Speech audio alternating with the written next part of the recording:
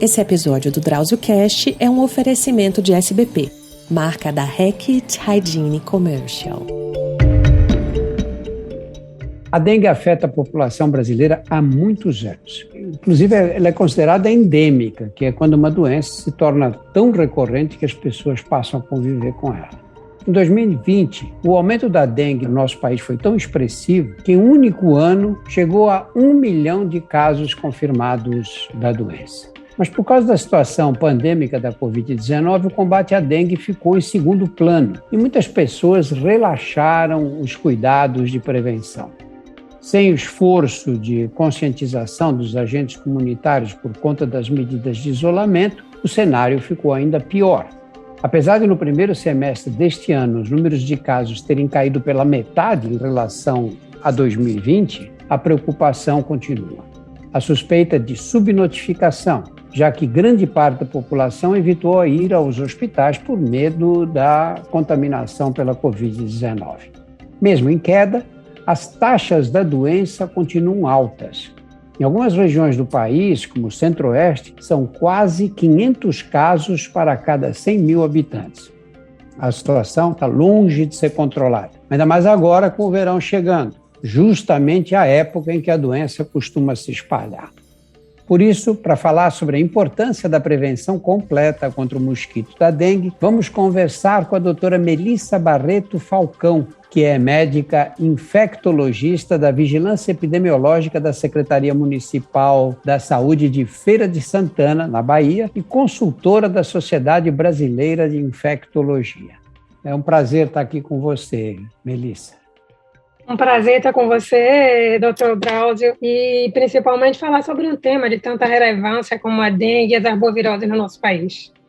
A dengue chegou a desaparecer do Brasil porque nós, numa determinada fase, conseguimos acabar com a Aedes aegypti, que é o mosquito transmissor. E, infelizmente, a doença retornou e agora parece que é impossível a gente acabar com a dengue, porque nós temos que acabar com o mosquito transmissor, não é, Melissa? E essa não é uma tarefa fácil. Nas grandes cidades que nós temos, com essa ocupação urbana completamente desorganizada, como aconteceu no Brasil, com grande migração das zonas rurais para as cidades. E aí nós temos o reaparecimento da doença e há muitos anos esse número incrível de casos como o que eu citei no início. Vamos começar discutindo, Melissa, os tipos de dengue. A dengue não é uma doença única, causada da mesma forma pelo mesmo subtipo de vírus, não é? Nós temos 4 subtipos de dengue, o dengue 1, dengue 2, dengue 3 e dengue 4. Isso significa que as pessoas podem pegar dengue até 4 vezes durante a vida. E cada vez que tem uma nova infecção pela dengue, o risco de ter um quadro grave aumenta. Então, diferente da zika, diferente da chikungunya, outros arbovírus, você pega uma vez e não pega nunca mais. Já a dengue, cada vez que você pega um vírus, você fica imune para esse vírus, mas ainda tem aí outros para poder se infectar. Então, pode ter dengue até 4 vezes durante a vida. Independentemente dos 4 tipos diferentes de dengue, a transmissão é a mesma, não é? É pelo Aedes aegypti, né? Melissa, explica para nós por que só o mosquito fêmea, o Aedes aegypti fêmea, transmite a doença, o macho não.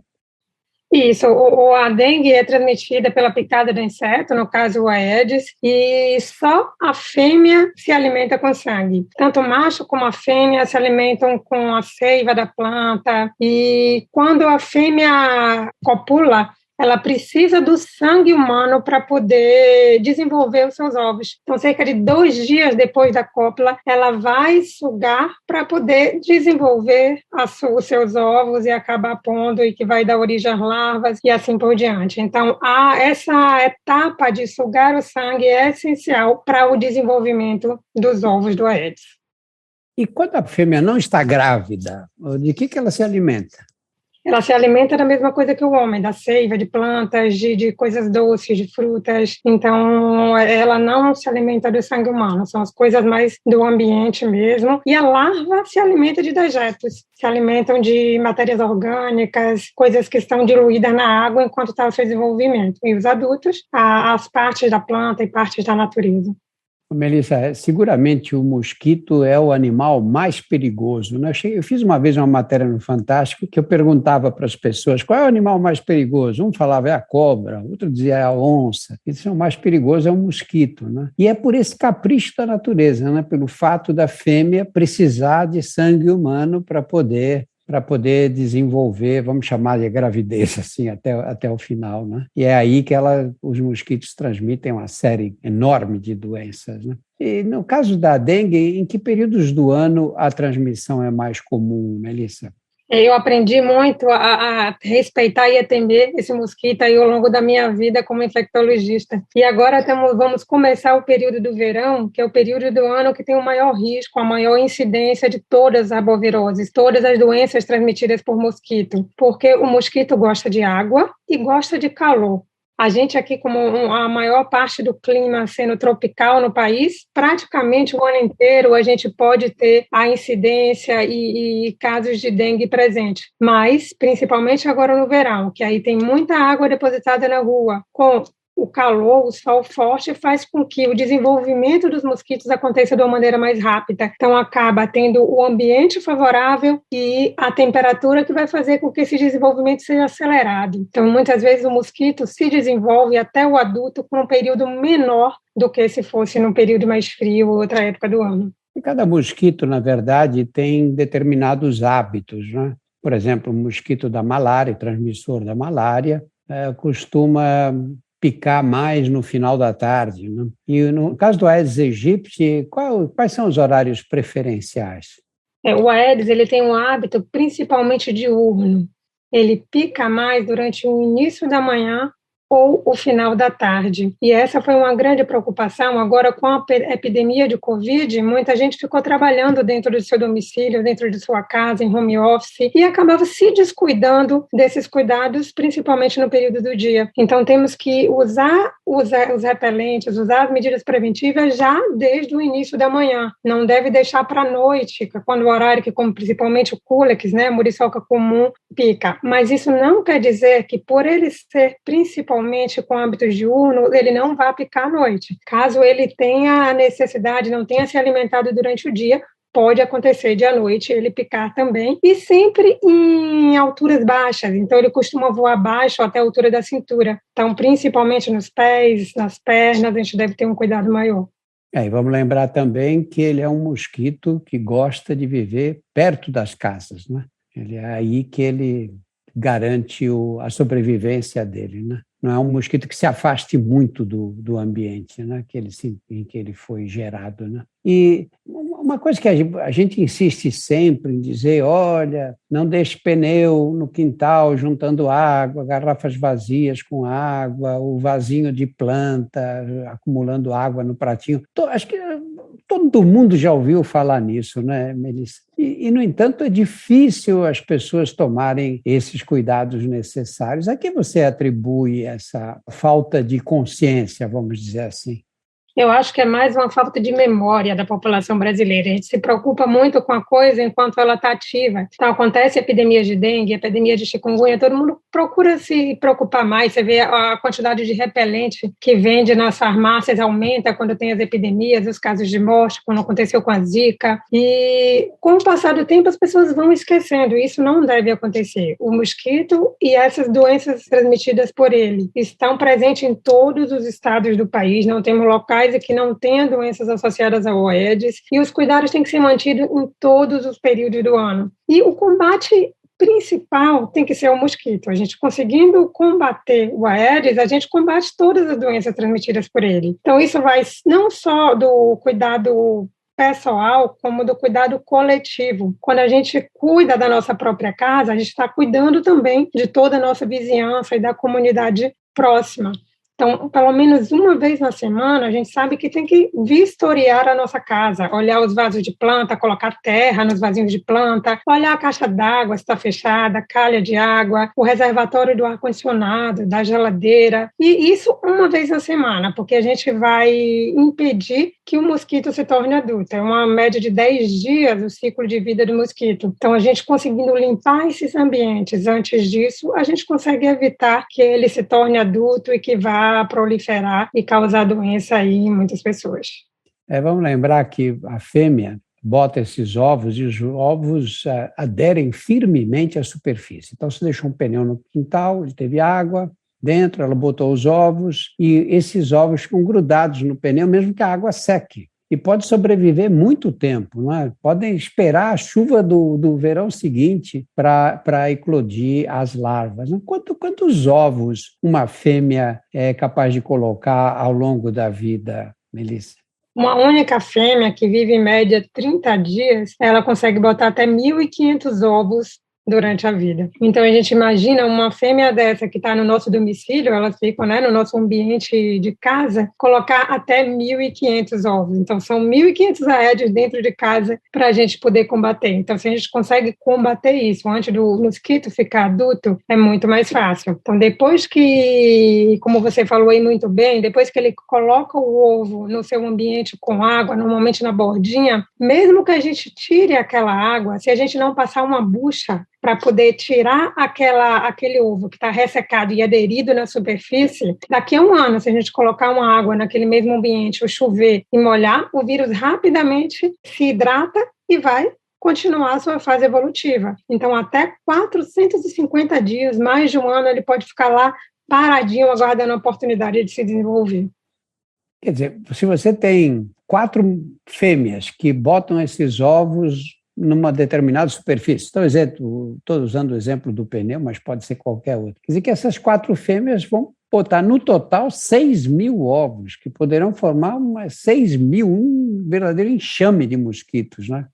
Isso, e além disso, existe uma transmissão vertical, ou seja, uma fêmea infectada pelo mosquito, a gente sabe que nem todos os mosquitos são transmissores, ele tem que estar contaminado com o vírus da dengue para poder transmitir a dengue, e uma vez que a fêmea está contaminada, ela pode transmitir para todas as suas filhas. Então, as fêmeas do mosquito que nascerem dessa mãe já podem nascer contaminadas com vírus e contaminar outras pessoas. Então, a gente lembra que na fase da viremia, a fase que são os primeiros 8 dias de que o vírus está circulando no nosso sangue, é essencial que mesmo em casa usemos repelente, porque ao Aedes picar uma pessoa contaminada nessa fase, vai se contaminar e transmitir a doença para as outras pessoas em casa e na própria rua onde a pessoa reside. E quais são as populações que são mais atingidas pela dengue no Brasil e aí em Feira de Santana em particular? Nós temos a dengue em todos os bairros da cidade praticamente, mas nas regiões onde tiver um saneamento básico menor, normalmente tem uma incidência maior do mosquito e acaba tendo um risco maior de adoecer por dengue. Mas ninguém está livre desse adoecimento, todas as pessoas de todas as classes sociais, e o vírus não discrimina nada de cor, dinheiro, nada em relação a isso, e qualquer pessoa pode se contaminar. Então, todos têm que tomar cuidado e durante todo o período do ano. Não adianta se preocupar só quando a gente começa a falar mais em relação a essas doenças, e sim, a preocupação tem que estar diária com nós, com nossos filhos, com o uso do repelente e a precaução em todo o domicílio. A dengue começa sempre de forma abrupta, né? De um momento para o outro. A pessoa está bem, de repente vem um febrão, dor de cabeça, dores no corpo, náusea, dor nos olhos, gerar uma dor atrás dos olhos. E muitas vezes a Covid-19 tem sintomas semelhantes a esses, não é? Como você faz para diferenciar as duas doenças, Melissa? Não é uma tarefa fácil para quem está numa emergência, para quem está no dia a dia atendendo doença febril, fazer o diagnóstico diferencial nos primeiros dias da doença. Quando tem aqueles quadros clássicos, fica mais fácil, mas isso acontece ao longo do dia. Então, no primeiro e segundo dia de doença, muitas vezes aparece só uma dor no corpo e uma febre. Isso pode ser dengue, isso pode ser zika, pode ser chikungunya, isso pode ser covid. O principal diferencial entre a dengue e o covid estão nos sintomas respiratórios. Nós não costumamos ver sintomas respiratórios na dengue. Então, quando tem muita coriza, tosse, espirro, isso leva a pensar mais no COVID do que no quadro de dengue. E temos características bem peculiares do COVID, como a perda do olfato e a perda do paladar, que não acontece em todos os casos, mas quando acontece, direciona a gente logo para um diagnóstico de COVID em vez de um diagnóstico de dengue. Em relação à dengue, a gente vê uma queda das plaquetas normalmente mais acentuadas e aquelas petequias, as manchinhas no corpo, que apesar de poderem acontecer no COVID, são menos frequentes e vemos mais acontecer na dengue. Mas o ponto-chave de diferença entre a COVID e a dengue são os sintomas respiratórios, perda do olfato e do paladar. Você pode ter COVID sem febre, é até bastante frequente, né? Existe dengue sem febre na tua experiência, Melissa? É muito difícil. A dengue é uma doença febril aguda e que normalmente a febre é um dos primeiros sintomas, junto com a dor muscular, que é muito intensa. Ela é conhecida até como doença de quebra-ósseos, porque a sensação que você tem é que está com o corpo todo quebrado e não consegue identificar onde é a dor, porque dói realmente o corpo inteiro. E a febre está presente aí em mais do que 90% dos casos, sem dúvida, sendo que no COVID ela acontece com uma frequência um pouco menor. Então, isso também pode ajudar no diagnóstico diferencial. No caso da dengue, você acha que as pessoas, ao desenvolver os primeiros sintomas, que em geral começa com febre alta, já, do nada vem a febre, né? Ela deve procurar o hospital rapidamente, deve procurar atendimento médico rapidamente? Sim, qualquer doença febril aguda, ela deve ser encaminhada a um atendimento médico inicial para orientar a conduta. Nós temos medicamentos que não podem ser usados no quadro de dengue, como o anti-inflamatório não hormonal, que a gente vê muito comum, ibuprofeno, AS. Esses medicamentos não podem ser usados na dengue, porque aumenta o risco de sangramento, o risco de ter uma dengue grave. Já no COVID não tem contraindicação, então precisa de uma orientação médica para isso. E lembrando que no momento epidemiológico que estamos vivendo, se temos dúvida se se trata de dengue ou de COVID, vamos realizar os testes necessários e manter essa pessoa em isolamento, para que não haja transmissão para outras pessoas enquanto é feita a investigação. Vamos voltar para o mosquito. Ele não transmite só o vírus da dengue, né? Nós tivemos no Brasil epidemias de zika e de chikungunya. Como está essa situação com vocês aí em Feira de Santana, a situação dessas outras doenças? Esse ano de 2020 e 2021, não tivemos uma incidência grande de arbovírus. Eles continuam acontecendo, tem notificação deles mensalmente, mas tivemos uma grande epidemia de dengue em 2019. Então, as epidemias de dengue, elas acontecem mais ou menos a cada 3, 5 anos, elas se repetem. Em 2019, tivemos uma epidemia de dengue quase no Brasil inteiro, vimos aí em São Paulo uma predominância grande, aqui na Bahia também, e 2020 e 2021 costuma ser um ano mais brando nos anos que se seguem a epidemia, mas elas continuam acontecendo e vemos que no Brasil, em 2021, em relação a 2020, teve uma queda do número de dengue de até 47%.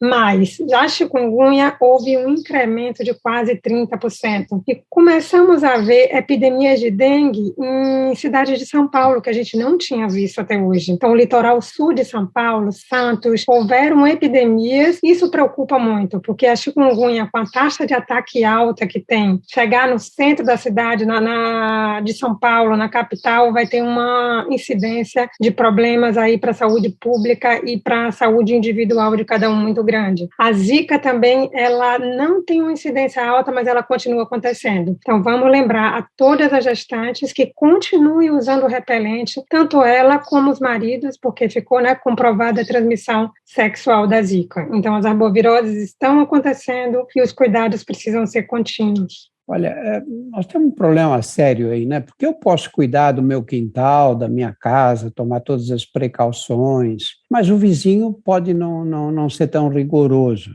Então, na verdade, como é que eu faço para evitar a picada do mosquito que vem da casa vizinha? Quais são as outras medidas que as pessoas devem tomar?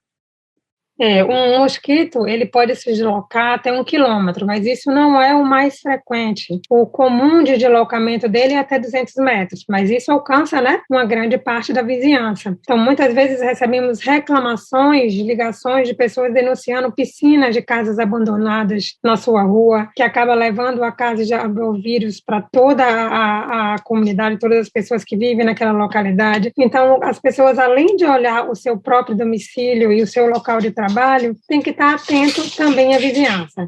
Se perceber algum local com piscina abandonada, com focos, bromélias, são outras plantas que costumam ter focos de dengue, se for percebido que existem esses focos, tem que ligar para a vigilância epidemiológica do local, fazer a denúncia e a vigilância vai no local averiguar o que está acontecendo, colocar larvicida e fazer o combate ao mosquito. Melissa, eu fiz um programa sobre dengue no Fantástico, anos atrás, e quis mostrar o que acontecia com as bromélias, né? As bromélias, aquelas plantas que são da mesma família do abacaxi, elas acumulam água entre as folhas. E aí eu quis mostrar quanto de água cabia dentro das bromélias. E pegamos um vaso com uma bromélia bem grande numa casa, bem grande mesmo. Eu joguei um balde de água de 5 litros dentro dessa bromélia e ficou lá. Mas o cinegrafista se atrapalhou um pouco na filmagem e disse, olha, vamos gravar outra vez. Era um vaso muito grande e pesado, não dá para virar o vaso. Então nós começamos a enxugar com um pano. É incrível a quantidade de água que fica armazenada ali. Mas aí é impossível você acabar com as bromélias, não é? Portanto, nós temos que ter outras medidas, né? Os repelentes, os inseticidas, as telas nas janelas, né? Os cuidados para não deixar entrar mosquito dentro de casa, especialmente nessas épocas em que a incidência fica mais alta. Você acha que as pessoas têm essa consciência de que tem que ter esses cuidados? Eu acho que esses cuidados precisam ser reforçados sempre para toda a comunidade, porque quando as pessoas não ouvem falar da doença, não ouvem falar dos cuidados necessários, apesar de ter aquele conhecimento, acaba ficando esquecido. Então, informações como essa que estamos dando aí agora, lembrando as pessoas da importância desses arbovírus e principalmente dos cuidados pessoais e dos cuidados coletivos, são essenciais para que as pessoas se conscientizem do seu papel na comunidade. Se cada um tomar consciência e olhar o seu próprio domicílio uma vez na semana, isso já vai ser de grande benefício. E, além dos repelentes de uso pessoal, o que a gente pode fazer, começando a passar desde de manhã cedo, quando acorda, e repassando de acordo com a orientação do fabricante, dependendo daquela substância do repelente, tem outros cuidados também, como procurar deixar as crianças pequenas com roupas claras, com manga comprida, cobrir os braços, cobrir a perna, uso dos mosquiteiros nos carrinhos, nos berços das crianças, tentar botar telas protetoras nas janelas, que esses são cuidados que também ajudam a afastar o mosquito. E além do repelente que passamos na nossa pele, tem aqueles repelentes de ambiente, aqueles que colocam em tomada, ou que colocam no ambiente, lembrando que tem que ter uma distância entre aqueles repelentes de tomada, de pelo menos 2 metros para as pessoas e ficar mais próximo à porta. Então, são várias maneiras que temos de prevenção de picada do mosquito, só cabe a nós adequar esses cuidados à nossa vida e usar. Eu, no começo dessa nossa conversa, falei que era muito difícil nós ficarmos livres da dengue e das outras arboviroses. Você está de acordo, Melissa? Sim, eu acho que a principal maneira da gente se livrar dessas arboviroses todas é o combate ao mosquito. Esse é o fator essencial. E quanto mais precoce esse combate, se a gente combate na fase da larva, é muito mais fácil de combater. Isso cabe a nós, fazer no nosso próprio ambiente, estar atento à vizinhança e tomar os cuidados necessários para repelir os mosquitos quando não foi possível evitar aquela transformação para o mosquito adulto. Então, o uso dos repelentes e todos os cuidados no nosso domicílio é a única maneira da gente conseguir reduzir a população de Aedes e, consequentemente, reduzir as doenças causadas por eles. Melissa, muito obrigado por esses esclarecimentos. Nós conversamos com a doutora Melissa Barreto Falcão, médica infectologista da Vigilância Epidemiológica da Secretaria Municipal da Saúde de Feira de Santana, na Bahia, e consultora da Sociedade Brasileira de Infectologia. Muito obrigado, Melissa. Um grande abraço, um prazer muito grande estar com você, ajudando na divulgação de informações importantes para a nossa população. Muito obrigado, o prazer é nosso. No nosso portal temos mais de 100 episódios do DrauzioCast que versam sobre os mais variados temas. Conheça também os nossos outros podcasts, Porque Dói, Saúde Sem Tabu e outras histórias. Estão todos disponíveis nos principais agregadores. Esse episódio do DrauzioCast foi um oferecimento de SBP, marca da Hackett Hygiene Commercial.